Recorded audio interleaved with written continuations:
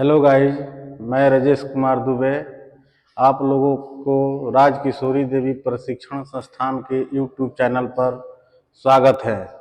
जैसा कि आप लोगों को पता है कि पिछले क्लास में मैंने आप लोगों को निःशक्त व्यक्तियों के लिए जो भारत सरकार द्वारा संस्थान स्थापित किए गए हैं निःशक्त व्यक्तियों की देखभाल के लिए, उस पर मैंने चर्चा किया था। इसके पहले कुछ जो मैंने आप लोगों के समक्ष अपना क्लास प्रस्तुत किया था उसके बारे में हल्का आप लोगों को मैं एक बार फिर प्रकाश डाल देना चाहता हूं, ताकि आप लोगों की पुनरावृत्ति बनी रहे। पहले आप लोगों को मैंने बताया था कि सबसे पहला विशेष बच्चों के लिए हमारी प्राथमिकता बनती है कि अपने समाज समुदाय में वैसे बच्चों की पहचान करना और उसके माता पिता को प्रोत्साहित करना कि ये बच्चा समाज में कुछ कर सकता है। इसके लिए सरकार ने विभिन्न अधिनियम बनाए हैं, कानून बनाए हैं। सरकार इसके लिए आर्थिक सहायता देती है। सरकार इनके लिए शिक्षा की व्यवस्था करती है, पुनर्वास की व्यवस्था करती है। तो इसके बाद मैंने आप लोगों को बताया था कि भारत सरकार ने बहुत प्रकार से राष्ट्रीय संस्थान निःशक्त व्यक्तियों के लिए, निःशक्त बच्चों के लिए खोले हैं। पिछली क्लास में मैंने इसके बारे में आप लोगों को बताया था कि कौन कौन से संस्थान हैं और किस क्षेत्र में काम करते हैं। उन्हीं में से कुछ संस्थान रह गए थे जिसको मैंने आप लोगों को बताया था कि अगले क्लास में मैं उस पर चर्चा करूंगी। तो अब जो मैं इस संस्थान का उल्लेख करूंगा वो संस्थान है अली यावर यंग राष्ट्रीय श्रवण विकलांग संस्थान मुंबई। ये संस्थान भारत सरकार ने कहाँ स्थापित किया है? मुंबई में। ये संस्थान किन निःशक्त व्यक्तियों के लिए काम करती हैं ये आप लोगों को पता होना चाहिए। तो ये भारत सरकार ने 1983 में इस संस्थान की स्थापना की। अब कोई आपसे पूछ देगा कि अली यावर यंग राष्ट्रीय श्रवण विकलांग संस्थान कहाँ है, तो ये आपको याद होना चाहिए कि ये संस्थान कहाँ है? मुंबई में। इसकी स्थापना कब की गई? 1983। इस संस्था का नामकरण स्वर्गीय अली यावर जंग, भूतपूर्व राज्यपाल, शिक्षा शास्त्री एवं मानवतावादी, ये किसके नाम पर संस्था का नामकरण हुआ? तो एक पहले के राज्यपाल थे अली यावर जंग। वो शिक्षाविद भी थे, विशेषकर वो श्रवण बाधित बच्चों में विशेष रुचि रखते थे। उनके सोच को देखते हुए इस संस्था की स्थापना की गई। यह देश में पुनर्वास के क्षेत्र में स्थित संस्थान है। ये क्या है? श्रवण बाधित बच्चों के लिए हमारे देश में ये सर्वोच्च संस्था है।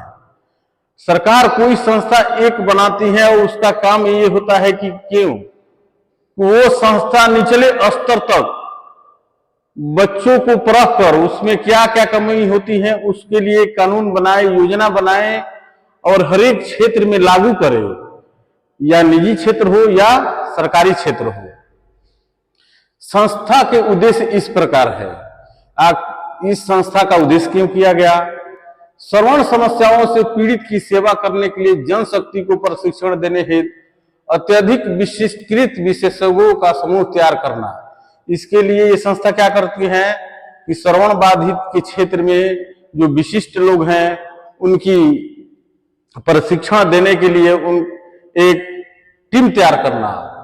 मुंबई केंद्र में बीएड श्रवण बाधा का पाठ्यक्रम है और इस संस्था में कौन सा कार्यक्रम चलता है? बीएड, वो श्रवण बाधितों के लिए चलता है। श्रवण भाषा और वाक में पदवीदायक पाठ्यक्रम दिल्ली और पटना क्षेत्रीय केंद्रों से संचालित किए जाते हैं। और ये संस्था क्या करती है कि निचले स्तर पर राजधानियों में या जिलों में अपनी संस्था को चालू करती हैं और वहां से कंट्रोल करती हैं और प्रशिक्षित लोगों को प्रशिक्षण देती हैं जो विशेष शिक्षक बनना चाहते हैं। पुनर्वास सेवाओं में वृद्धि और सुधार करने तथा श्रवण समस्याओं से ग्रसित अधिक से अधिक व्यक्तियों तक पहुंचने के लिए समुदाय आधारित शोध कार्य संचालित करना। ये संस्था का यह भी क्या कर्तव्य बनता है कि समुदाय आधारित निचले स्तर पर शोध कार्यक्रम शुरू करना, ताकि अधिक से अधिक जो श्रवण बाधित लोग या बच्चे हैं, विशिष्ट बच्चे हैं, उनको फायदा मिल सके। कुछ शोध कार्य ऐसे मॉड्यूलों और नैदानिक परीक्षणों का विकास करने के लिए भी किए जा रहे हैं जिन्हें संस्थानों द्वारा उपयोग अथवा अपनी आवश्यकता अनुसार रूपांतरित किया जा सके।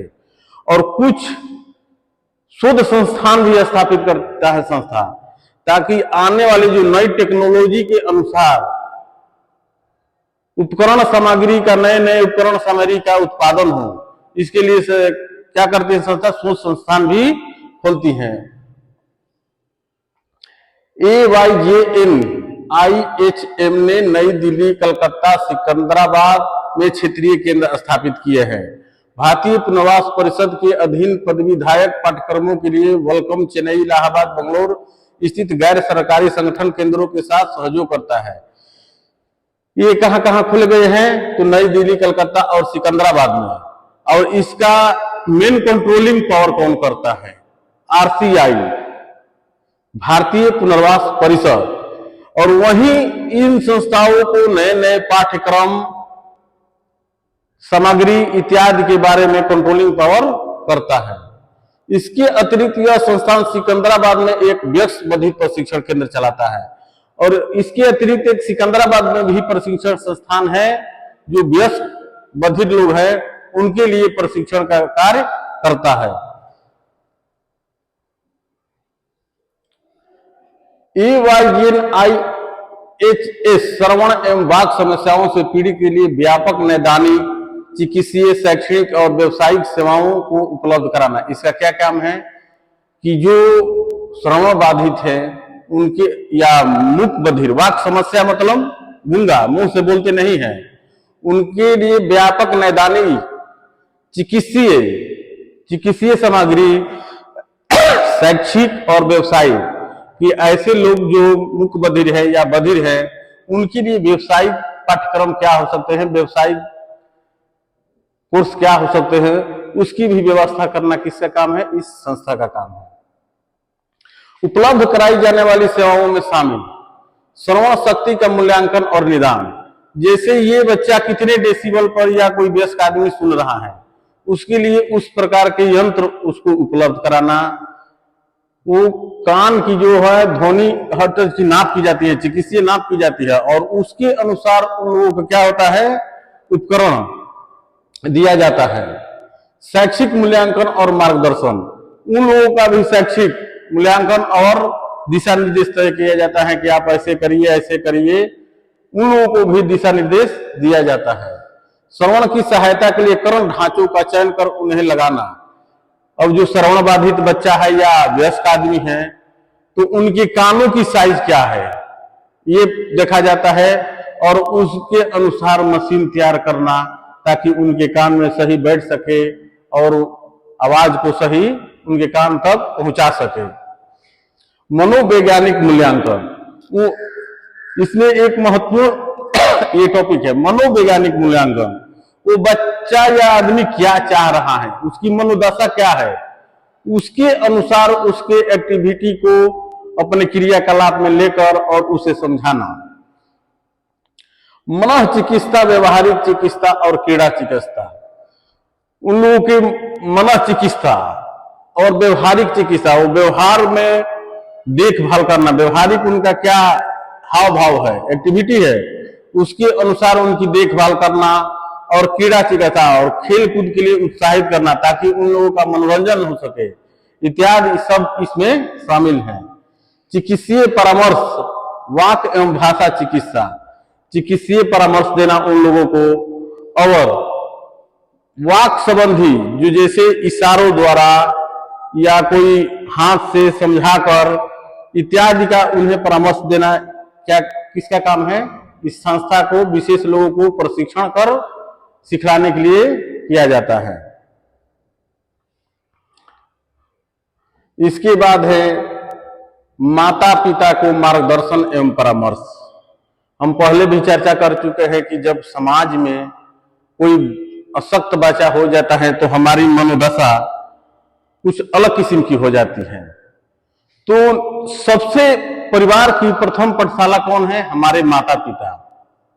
तो उनको सही परामर्श देना कि आपका बच्चा आपके पर बोझ बनकर नहीं रह सकता है, ये कुछ समाज में सीख सकता है, माता पिता को उचित परामर्श देना भी ये हम लोगों का फर्ज बनता है। व्यवसायिक प्रशिक्षण और नियोजन, ये भी बताया जाता है कि ये बच्चा व्यवसायिक पाठ्यक्रम सीख सकता है, मार्गदर्शन पा सकता है। ये संस्था क्या करते हैं कि क्षेत्रीय स्तर पर लागू करती हैं ताकि ऐसे बच्चों को अधिक से अधिक लाभ मिल सके।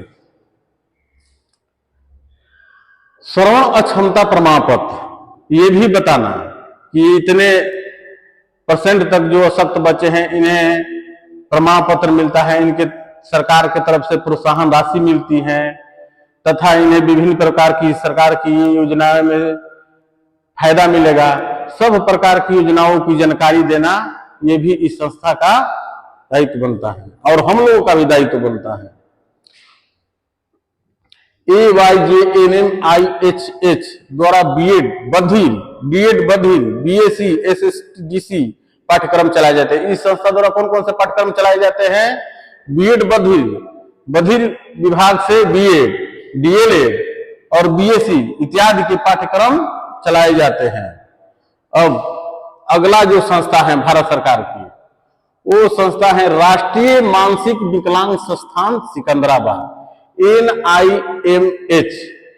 ये राष्ट्रीय मानसिक विकलांग संस्थान कहाँ है?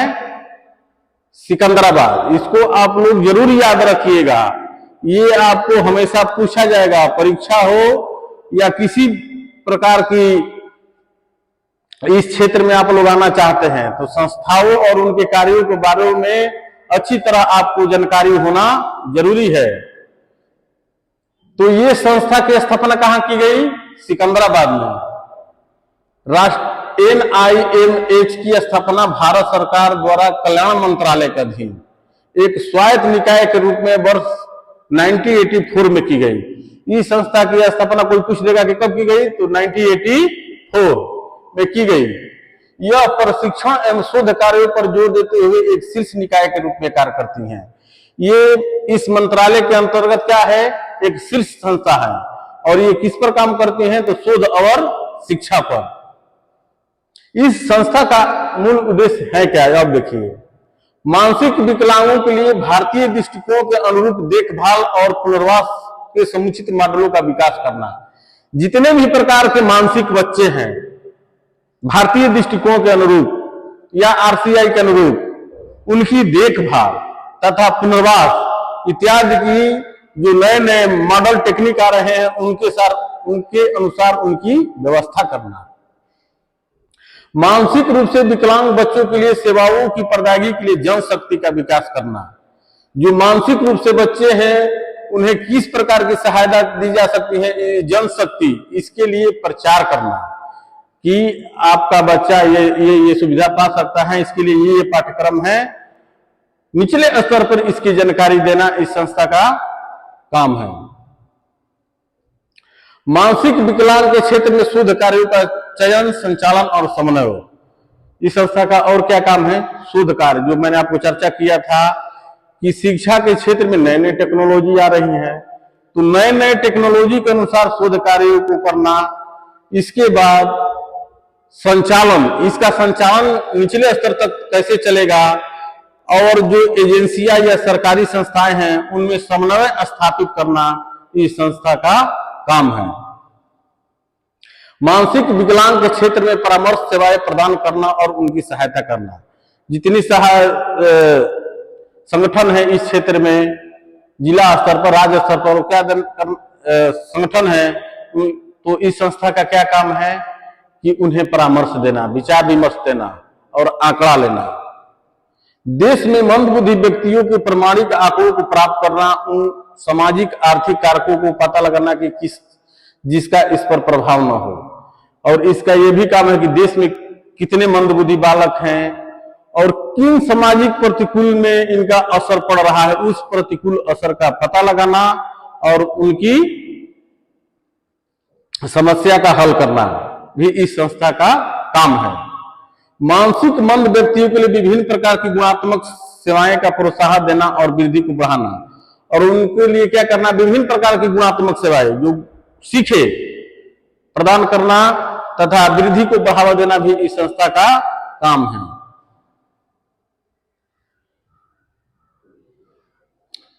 मानसिक मंद व्यक्तियों के लिए विभिन्न प्रकार की गुणात्मक सेवाएं देना और वृद्धि करना, ये तो आप लोगों को बता दिए। संस्थान के मुख्यालय में चिकित्सा विज्ञान, मनोविज्ञान, विशेष शिक्षा, वाक विकृति और ध्वनि विज्ञान, सूचना और प्रलेखन सेवा और व्यवसायिक प्रशिक्षण नामक 6 विभाग हैं। इसमें कितने विभाग आते हैं? इस संस्था के अंतर्गत 6 विभाग आते हैं। पहले का चिकित्सा विज्ञान, मनोविज्ञान। चिकित्सा विज्ञान किसी भी संस्था का यह पहला भाग होता है। इसके बाद विशेष शिक्षा। विशेष शिक्षा का मतलब कि वैसे व्यक्ति को प्रशिक्षण देना जो इन बच्चों को समुचित शिक्षा दे सके, व्यवसायिक कोर्स करा सके, इस संस्था का काम है। वाक विकृति, आखिर बच्चा में कौन सी प्रकार की वाक विकृति है, उसके अनुसार उसके लिए प्रपोजल तैयार करना। ध्वनि विज्ञान, सूचना देना और प्रलेखन, इनके लिए लिखने या बोलने की सेवा। व्यवसायिक प्रशिक्षण, ये कौन कौन से व्यवसायिक प्रशिक्षण सीख सकते हैं, इन सब का लागू करना इस संस्था का काम है। संस्था के मुंबई, कलकत्ता और नई दिल्ली में 3 क्षेत्रीय कार्यालय हैं। इस संस्था के और कहां सब डिवीजन कार्यालय हैं उससे छोटे स्तर पर, तो मुंबई, कलकत्ता और नई दिल्ली। यह संस्थान सेवा पूर्व, सेवा के दौरान संगोष्ठियां इस तथा अन्य प्रशिक्षण कार्यक्रमों को चलाता है। ये संस्थान क्या करते हैं कि सेवा पूर्व, सेवा के बाद संगोष्ठी, जैसे मान लीजिए कि आज कोई नए प्रशिक्षण कला या टेक्नोलॉजी का आविष्कार हुआ, व्यवसायिक कोर्स का आविष्कार हुआ, तो इसे राज्य स्तर पर, उसके बाद जिला स्तर पर, प्रखंड स्तर पर संगोष्ठी आयोजित कर प्रशिक्षित लोगों को उन्हें सिखलाकर और फिर निचले स्तर पर इस कार्यक्रम को चलाना इस संस्था का काम है। मानसिक विकलांग में त्रिवर्षीय स्नातक डिग्री पाठ्यक्रम सिकंदराबाद। एक 3 वर्षीय पाठ्यक्रम कहां चलता है? मानसिक विकलांग के क्षेत्र में सिकंदराबाद में। मानसिक विकलांग में पदवीधर पाठ्यक्रम, उन लोगों को भी पदवी देना, कैटेगरी बांटना इत्यादि भी इस संस्था के अंतर्गत आते हैं। स्नातकोत्तर पदवीधर पाठ्यक्रम, जो BA ML बच्चे करते हैं, उन लोगों का भी पाठ्यक्रम शामिल करना। B.Ed विशेष शिक्षा, मानसिक विकलांगता, जो B.Ed करते हैं विशेष शिक्षा में, वैसे बच्चों को भी प्रशिक्षण देना इस संस्था का अंतर्गत आता है।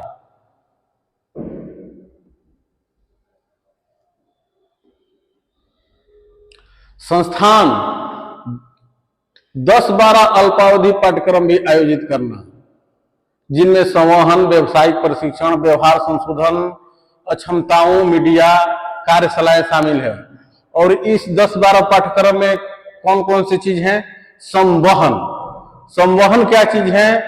संवहन है कि उनमें सीखने की क्षमता या उसके क्रियाकलाप के अनुसार उसकी क्या क्या प्रतिक्रिया है, इस सब चीज का पता लगाना। व्यवसायिक प्रशिक्षण, इस बच्चा में जो मानसिक मंदबुद्धि है वो क्या सीखना चाह रहा है, उसके ललक को पता लगाना और उसके अनुसार व्यवसायिक प्रशिक्षण देना। व्यवहार संशोधन, अगर कोई वो गलत व्यवहार कर रहा है तो संशोधन की क्या एक्टिविटी गुण हमें उसे सिखाना चाहिए, ये भी इसमें शामिल है। अक्षमताओं, मीडिया, कार्यशालाएं शामिल, उसकी किन किन प्रकार की अक्षमता है, उन सबको डाटा एकत्र करना इत्यादि कार्यशालाएं इसमें शामिल है। इसके अतिरिक्त यह मंद बुद्धि के क्षेत्र में कार्यरत विशेषज्ञों के मध्य अभिभावक शिक्षक कार्यक्रमों सहित सूचना के आदान प्रदान के लिए एक मंच उपलब्ध कराने के लिए प्रति वर्ष एक राष्ट्रीय कार्यशाला का आयोजन करता है। पहले भी आप लोगों को मैंने बताया था कि सबसे प्रथम पाठशाला माता पिता होती है। तो वैसे बच्चे जो अशक्त हैं या मंद बुद्धि हैं या निःशक्त हैं, तो उनका काम है कि विशेषज्ञों के साथ उनके माता पिता का, जैसे आजकल भी स्कूल में, सामान्य स्कूल में भी PTM चल रहा है, पेरेंट्स टीचर मीटिंग। ये क्यों किया जाता है कि आपके बच्चे में ये कमी है, आपकी बच्चा का ये समस्या है, आप अपनी समस्या कहिए विद्यालय में कि आपका बच्चा क्या कर रहा है, दोनों ओर से सुधार की गुंजाइश रहती है। इसी के लिए इस क्षेत्र में भी ऐसे कानून बनाए गए ताकि विशेषज्ञ और उनके माता पिता समन्वय स्थापित कर और इसको राष्ट्रीय स्तर पर साल में एक बार कार्यक्रम आयोजित करना। यह संस्थान मानसिक रूप से निःशक्त व्यक्तियों और उनके माता पिता को सहायता देने के लिए बहुआयामी समूह सेवाएं भी प्रदान करती है। यह संस्था क्या करती है कि निःशक्त व्यक्तियों तथा उनके माता पिता को भी बहुआयामी बहुत दिनों तक चलने वाला सेवा जो होता है वो प्रदान करती है। आवश्यकताओं का चयन करने के पश्चात समुचित कार्यक्रमों का निर्धारण किया जाता है। जब उनकी आवश्यकताओं का चयन हो जाता है तो उसके समुचित कार्यक्रम के दिशा निर्देश जारी किए जाते हैं। संदर्भ और उपचार के संबंध में अन्य विद्यालय के लिए परामर्श सेवाएं उपलब्ध कराना भी शामिल है और उनको यह भी बताना कि इस प्रकार के बच्चे के लिए ये विद्यालय है या ये संस्थान है, उचित परामर्श देना ये भी विशेष शिक्षकों का दायित्व बनता है। कारावलन नामक एक विशेष केंद्र है जिसमें 85 मंदबुद्धि वाले व्यक्तियों को प्रवेश दिया जाता है। एक ये कारावलन नामक विशेष केंद्र है, संस्था है जिसमें 85 मंदबुद्धि वाले बच्चों को एक साथ प्रवेश दिया जाता है। इन्हें पूर्व प्राथमिक, प्राथमिक, माध्यमिक और व्यवसाय पूर्व वर्गों में वर्णित किया गया है। जैसे कि बच्चा प्राथमिक में पहले पढ़ेगा, इसके बाद प्राथमिक में जाएगा, माध्यमिक में जाएगा और इसके बाद इसको किस कैटेगरी का व्यवसायिक कोर्स शुरू किया जाए इसका भी निर्धारण किया जाता है। संस्थान सुदूर भागों में रहने वालों के लिए ग्रामीण शिविरों का आयोजन करता है। ये संस्थान क्या करता है, मान लीजिए कि सभी लोग तो सिकंदराबाद, कलकत्ता, देहरादून तो नहीं जा सकते हैं, तो इसके लिए निचले स्तर पर भी शिविर का आयोजन कराना इस संस्था का दायित्व बनता है। इन कार्यकलापों में शामिल है। अब इन जो शिविर आयोजित होते हैं वो किन किन तथ्यों पर होते हैं, जांच और मामलों का पता लगाना, पहले जांच करना और कैसे मामला हुआ, जन्मजात है या जन्म के बाद है, इन सब चीजों का पता लगाना प्रथम स्टेज है। व्यक्तिगत मूल्यांकन और परामर्श, ये बच्चा कितना जान रहा है, अपने कितने दैनिक क्रिया कौशल में निपुण है, इन सब का पता लगाना और उनका मूल्यांकन करना तथा परामर्श देना। माता पिता को प्रशिक्षण, इसमें क्या कहते हैं, छोटे स्तर पर माता पिता को भी कुछ सिखलाया जाता है ताकि वो घर में अपने बच्चों को उचित देखभाल के लिए तैयार हो सके। जागरूकता सृजन, एक जागरूकता सृजन जैसे आप लोग को मैंने चर्चा किया था कि जैसे जो बच्चे समाज में हो जाते हैं विशेष या सब, तो हम लोगों की उल्टी मनोदशा हो जाती है, तो उन लोगों को जागरूक करना कि नहीं ये बच्चा आप पर बोझ बनकर नहीं रहेगा, ये समाज में कुछ कर सकता है। उन्हें प्रोत्साहन द्वारा उन्हें मनोवैज्ञानिक तरीके से समझाना ताकि उन पर असर पड़े कि चलो मेरा बच्चा कुछ समाज में कर सकता है।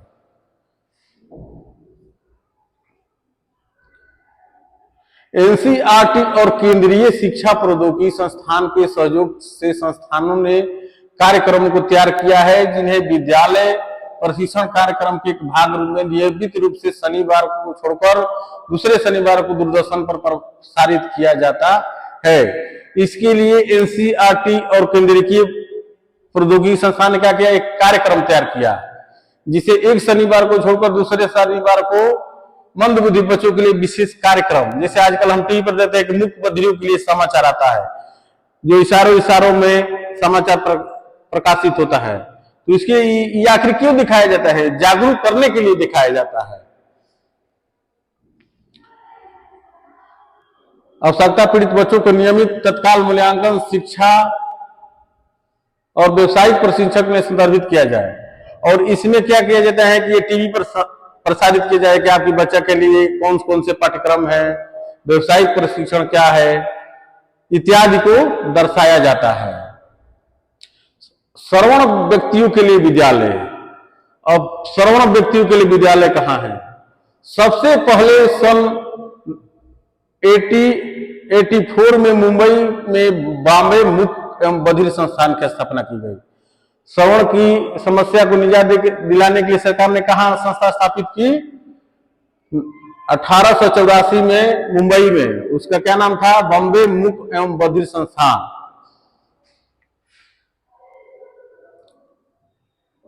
कलकत्ता मूक बधिर विद्यालय, यह कलकत्ता में बधिर बच्चों के लिए शिक्षा उपलब्ध कराता है।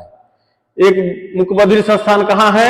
कलकत्ता में भी है, जो उस साइड के बच्चों को क्या करता है? शिक्षा उपलब्ध कराता है। यह 1893 में स्थापित किया गया। यह कब स्थापित किया गया? 1893 में। क्लार्क बधिर विद्यालय चेन्नई के श्रवणहीनता और मानसिक रूप से पिछड़े बच्चों को शिक्षा उपलब्ध कराता है। और जो क्लार्क बधिर विद्यालय चेन्नई में है, ये किन लोगों के लिए शिक्षा उपलब्ध कराता है? तो श्रवणहीनता और मानसिक रूप से पिछड़े बच्चों को शिक्षा उपलब्ध कराता है। वाक तथा श्रवणहीनों के लिए एमडीआर उच्चतर माध्यमिक स्कूल तथा गृह, यह चेन्नई में वाक एवं श्रवण के आवश्यकों के लिए आश्रम उपलब्ध कराता है। यह चेन्नई में जो संस्था है वो किन अशक्त बच्चों के लिए कार्य करता है? जो वाक तथा श्रवणहीन है उन लोगों के लिए ये पुनर्वास तथा आश्रम की व्यवस्था करता है। नीलम पटेल बहुश्रुत फाउंडेशन, ये कहाँ है? यह मुंबई के श्रवणहीनता वाले बच्चों के लिए शिक्षा प्रदान करता है। यह किन बच्चों, कहाँ के बच्चों के लिए शिक्षा प्रदान करता है? मुंबई के बच्चों के लिए। और नियमित विद्यालयों की मुख्य धारा में लाता है। और जो नियमित विद्यालय है उन लोगों को भी ये क्या करता है? मुख्य धारा में लाता है। वाघ देवी, यह बंगलोर के ग्रामीण क्षेत्रों के वाक क्षीण और विकलांग बच्चों के लिए मूल्यांकन, नैदानिक और हस्तक्षेप करता है। यह संस्था क्या करती है? बंगलोर के ग्रामीण क्षेत्रों में जो वाणी से क्षीण है या विकलांग बच्चे हैं उन लोगों के लिए मूल्यांकन, नैदानिक और हस्तक्षेप करता है। राष्ट्रीय विकलांग समान अवसर संस्था, यह संस्था कहाँ है? यह मुंबई के सभी श्रवणहीन बच्चों के लिए शिक्षा, व्यवसायिक प्रशिक्षण कार्य और मनोरंजन की सुविधाएं उपलब्ध कराता है। यह संस्था कहाँ है? मुंबई में। और ये श्रवणहीन बच्चों के लिए शिक्षा, व्यवसायिक प्रशिक्षण कार्य और उनके खेलने के लिए, मनोरंजन के लिए कौन कौन से टूल हो सकते हैं, सामग्री हो सकती हैं, उनकी व्यवस्था कराना इस संस्था का काम है। यह बहु विकलांगों के लिए नैदानिक और विकास का केंद्र है। ये क्या है? बहुत प्रकार से विकलांग बच्चों के लिए और उनकी समस्याओं को हल करने के लिए यह विकास का केंद्र है। यह बड़ौदा के श्रवणहीन और मंदबुद्धि बच्चों के लिए शिक्षा और पुनर्वास उपलब्ध कराता है। यह संस्था कहाँ है? बड़ौदा में। और वहां के श्रवणहीन और मंदबुद्धि बच्चों के लिए शिक्षा और पुनर्वास उपलब्ध कराता है। अक्षर श्रवणहीनता न्यास, यह न्यास बड़ौदा के श्रवणहीन बच्चों के लिए औपचारिक विद्यालय कार्यक्रम, अध्यापक प्रशिक्षण कार्यक्रम, शिशु कार्यक्रम उपलब्ध कराता है। AIEAET, यह भारत के बधिरों के लिए शैक्षणिक अवसरों का विकास एवं शैक्षणिक सुविधाओं में वृद्धि करता है। यह संस्था क्या करती है? AIEAET ये करती है कि जो जितने बधिर हैं उन्हें शैक्षणिक अवसर देना और उन्हें सुविधाओं में वृद्धि करना, भारत में अशिक्षित बधिरों के लिए साहित्य उपलब्ध कराना इत्यादि संस्था का काम है। एक और संस्था है नागपुर श्रवण सेवाएं। महाराष्ट्र में एक नागपुर जिला है, वहां में कौन सी संस्था है? नागपुर श्रवण सेवाएं। यह श्रवणहीन जनसंख्या के पुनर्वास को सेवाएं उपलब्ध कराती है। जितने श्रवणहीन बच्चे होते हैं उन लोगों के लिए पुनर्वास, रहने की व्यवस्था करती हैं। यह सभी प्रकार के श्रवण यंत्रों को उपलब्ध कराता है। यहाँ क्या होता है? जितने कैटेगरी के श्रवण बाधित बच्चे होते हैं उनके लिए उपकरण यहाँ तैयार होता है तथा श्रवणहीनता के मूल्यांकन में प्रबंध सेवाएं भी उपलब्ध कराता है। और उनके मूल्यांकन की क्या कैटेगरी होती है इसके लिए भी सामग्री उपलब्ध कराता है। भारत महाराष्ट्र बधिर अध्ययता वृद्धि, इसकी पहुंच महाराष्ट्र के बधिरों तक है। एक भारत महाराष्ट्र बधिर अध्ययता वृद्धि केंद्र कहाँ है? महाराष्ट्र में। यह महाराष्ट्र के बधिरों के लिए तक सीमित है। इसका प्राथमिक लक्ष्य औरंगाबाद की बालिकाओं के लिए विद्यालय एवं छात्रावासों के स्तर पर शिक्षा पर ध्यान केंद्रित करना। इस संस्था का क्या मकसद है कि जो इतने औरंगाबाद साइड के बालिका लड़की है उनके लिए विद्यालय तथा छात्रावास उपलब्ध कराना इस संस्था का ध्यान रहता है। श्रवण शिक्षा, श्रवण विज्ञान और शोध संस्थान, यह मुंबई के श्रवणहीनों के लिए शिक्षा और मूल्यांकन उपलब्ध कराती है। एक मुंबई में श्रवणहीन संस्था भी है। यह मुंबई के श्रवण शिक्षा संबंधी या श्रवण विज्ञान और शोध संस्था के लिए मुंबई के बच्चों के लिए काम करती हैं। दृष्टिहीन दृष्टि विकलांग विद्यालय, युद्ध में हुए भारतीय दृष्टिहीनों के लिए सर्वप्रथम जुलाई 1943 में सेंट ईस्टर्न हॉस्टल के रूप में पहला केंद्र स्थापित किया गया। क्या हुआ था कि जब युद्ध हुआ था तो कुछ लोग दृष्टिहीन हो गए थे, तो उनको लिए सेंट ईस्टर्न हॉस्टल में पहला केंद्र दृष्टिहीन व्यक्तियों के लिए खोला गया। NAB राष्ट्रीय दृष्टिहीन संघ की 1952 में मुंबई और बंगलोर में स्थापना की गई। इसकी स्थापना कब की गई? 1952 में। यह दृष्टि तीक्ष्णता वालों के लिए शिक्षा, सामाजिक और आर्थिक पुनर्वास उपलब्ध कराता है। जैसे दिव्यांग के दृष्टिबाधित के क्षेत्र में दो प्रकार के दृष्टिबाधित आते हैं, एक पूर्ण दृष्टिबाधित और दूसरा अल्प दृष्टिबाधित। जिसकी दृष्टि क्षीणता है, दृष्टि कम हो गई है, उनके लिए क्या करती हैं? ये शिक्षा, सामाजिक, आर्थिक पुनर्वास उपलब्ध कराती हैं।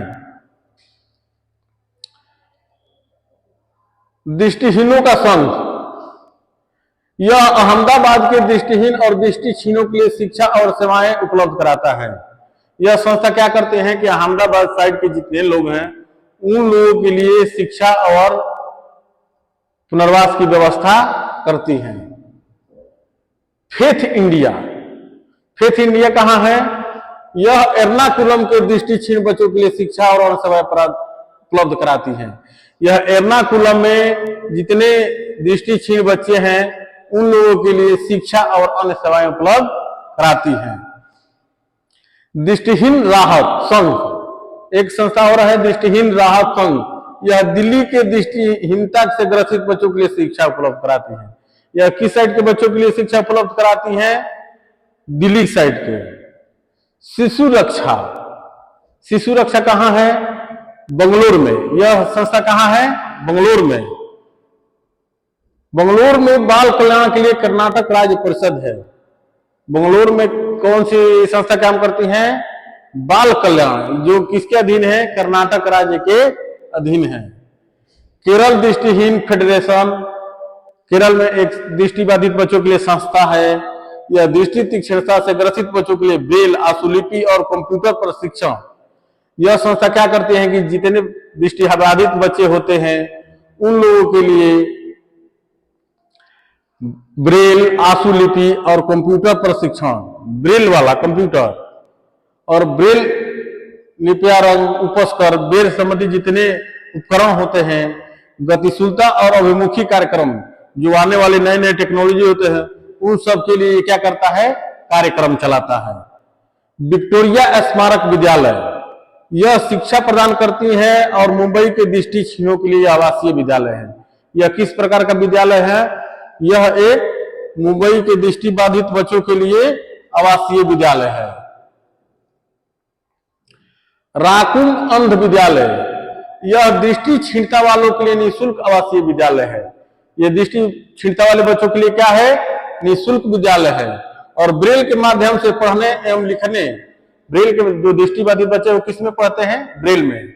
तो ब्रेल के माध्यम से पढ़ने लिखने का प्रशिक्षण, दृष्टिहीनों के लिए चलने का प्रशिक्षण, जो हम लोग मोबिलिटी कहते हैं, जैसे कि बच्चा आवाज पाकर या किसी चीज को छूकर कैसे पहचाने इत्यादि का प्रशिक्षण, परामर्श, मार्गदर्शन सुविधाएं बंगलोर में भी यह उपलब्ध कराता है। कहां ये उपलब्ध कराता है? बंगलोर में। Royal Commonwealth society for blind, यह अंधता के निवारण, द चिकित्सा और अंधों के पुनर्वास के लिए कार्य करता है।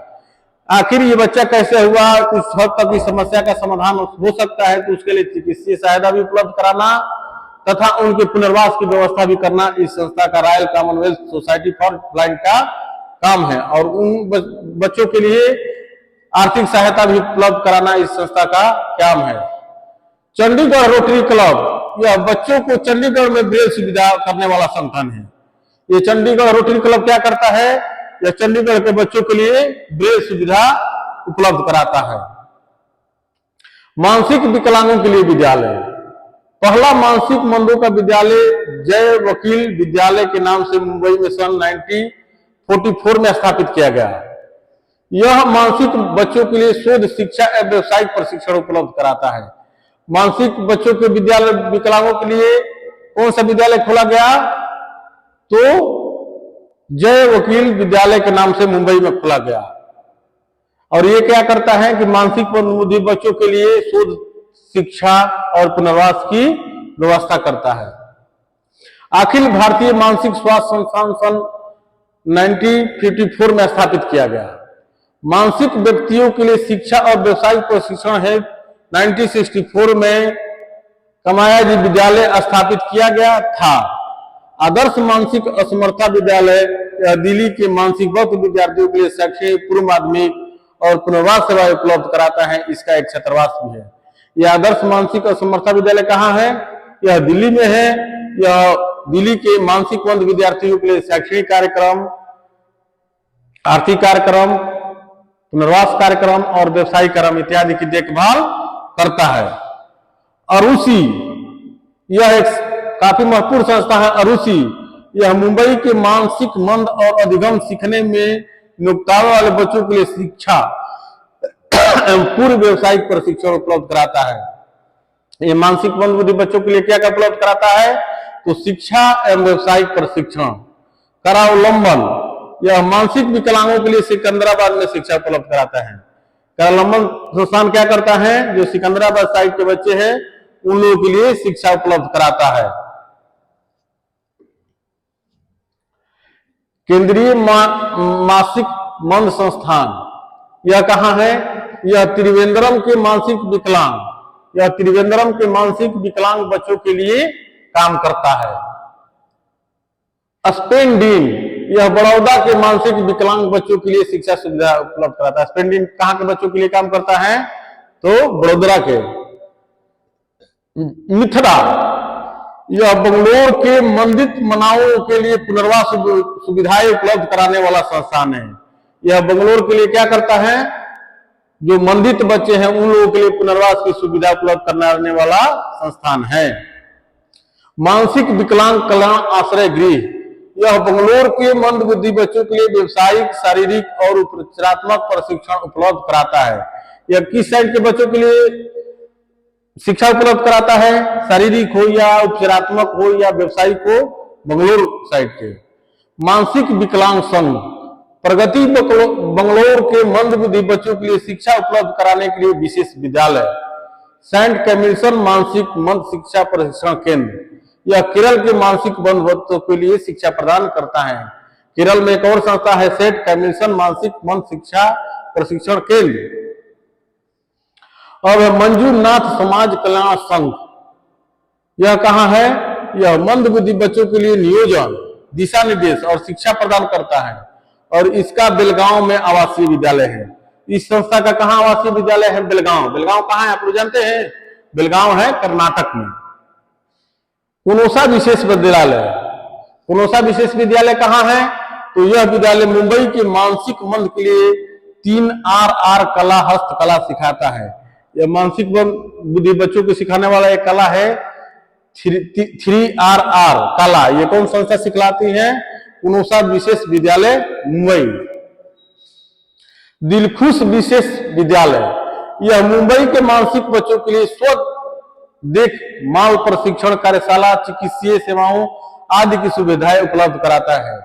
यह विद्यालय संस्था किस प्रकार का मंद बुद्धि बच्चों के लिए काम करती है, तो उनके स्वदेख अपने स्तर से देखभाल करती हैं तथा उनके प्रशिक्षण का कार्यक्रम चलाती हैं, चिकित्सीय जांच करवाती हैं तथा उन्हें बुनियादी सुविधा उपलब्ध कराती हैं।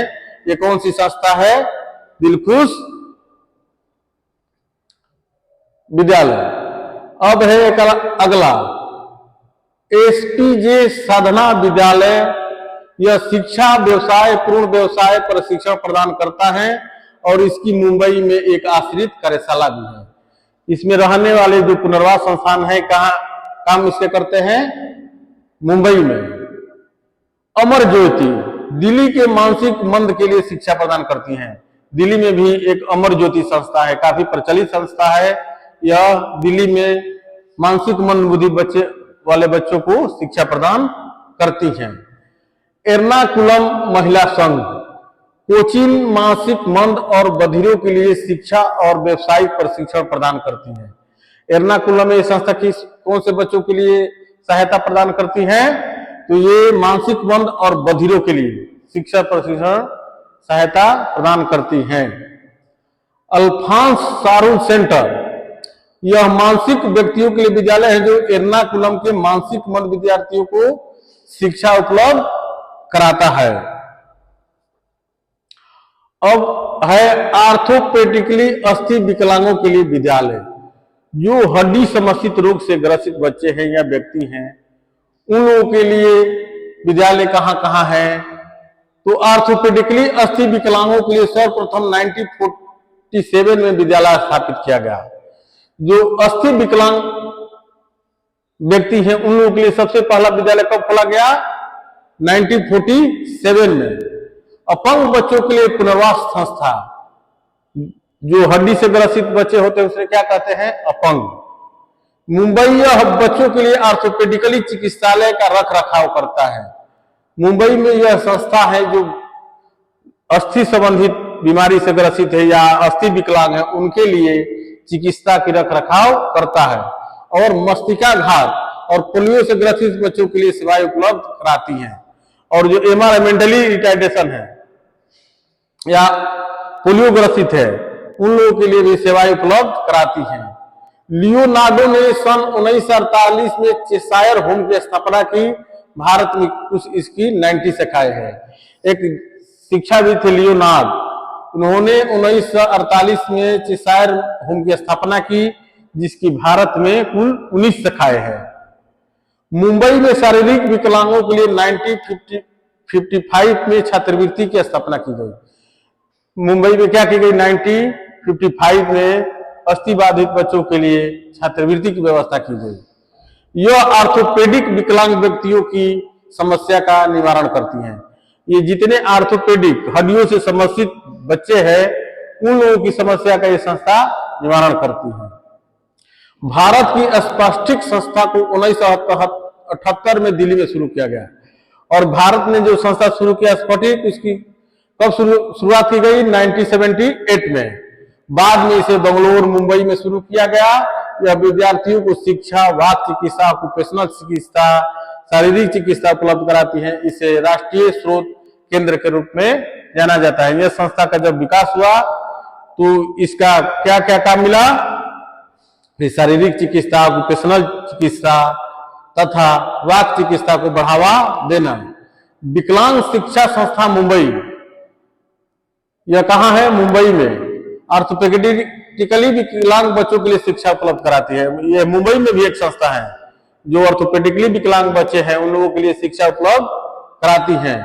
विकलांग जीवन सहायता केंद्र अड्यार, अड्यार में भी एक विकलांग जीवन सहायता केंद्र है जो मद्रास में पड़ता है। आर्थोपेडिकली विकलांग और बौद्धिक आवश्यकता वाले बच्चों के लिए विशेष शिक्षा उपलब्ध कराता है। अगला है तेनाली शिक्षा संगठन, शारीरिक विकलांग बच्चों के लिए शिक्षा उपलब्ध कराता है। ये बहुत प्रकार की संस्थाएं हैं जो ऐसे ऐसे बच्चों को शिक्षा उपलब्ध कराती हैं। पुनराराजनम विशेष विद्यालय कोयटंबूर में शारीरिक अक्षम बच्चों के लिए शिक्षा उपलब्ध कराती हैं। अमर सेवा संगम शारीरिक विकलांग केंद्र, यह निर्वेली में जिले के शारीरिक विकलांग बच्चों के लिए शिक्षा और पुनर्वास सुविधाएं प्रदान करता है। इसके बाद है अमर सेवा संगम, यह निर्वेली में जिले के शारीरिक विकलांग बच्चों के लिए शिक्षा और पुनर्वास सुविधा प्रदान करता है। जेएस शारीरिक विकलांग प्रविधिक संस्थान, ये किन बच्चों के लिए सेवा प्रदान करता है, तो जो बच्चे विकलांग हैं या बधिर हैं उन्हें कंप्यूटर विज्ञान इंजीनियरिंग, वास्तुकला, व्यावसायिक अभ्यास में पाठ्यक्रम चलाता है। परित्यक्ता शारीरिक विकलांग बाल गृह मैसूर जो विकलांग बच्चों के लिए आश्रय और शिक्षा उपलब्ध कराता है। शारीरिक विकलांग संघ, ये शारीरिक विकलांग संघ कहाँ है? बेलगांव। बेलगांव कहाँ पड़ता है? कर्नाटक में। इस संस्था का काम है किसी शारीरिक विकलांग बच्चों के लिए शिक्षा प्रदान करना। दादा अमर मस्तिकाघात पुनर्वास केंद्र, यह संस्था बंगलोर में है। जो मस्तिकाघात, जो पोलियो से ग्रसित या मस्तिकाघात जो जन्म से पूर्व या जन्म के बाद किसी कारण से उसके मस्तिष्क पर आघात हो गया हो, जिससे उसकी सोचने की क्षमता समाप्त हो गई हो, उसे मस्तिकाघात कहते हैं। वैसे बच्चों के लिए शिक्षा और पुनर्वास की सहायता ये संस्था कौन प्रदान करती है? दादा मस्तिकाघात पुनर्वास केंद्र, बंगलोर। थैंक यू, धन्यवाद। फिर कल जितनी बची हुई संस्थाएं हैं उन लोग को उसके बारे में हम चर्चा करेंगे। आप लोग तब तक इस जो पाठ को मैंने बताया है इसको अच्छे से आप लोग अध्ययन कीजिए। थैंक यू, धन्यवाद।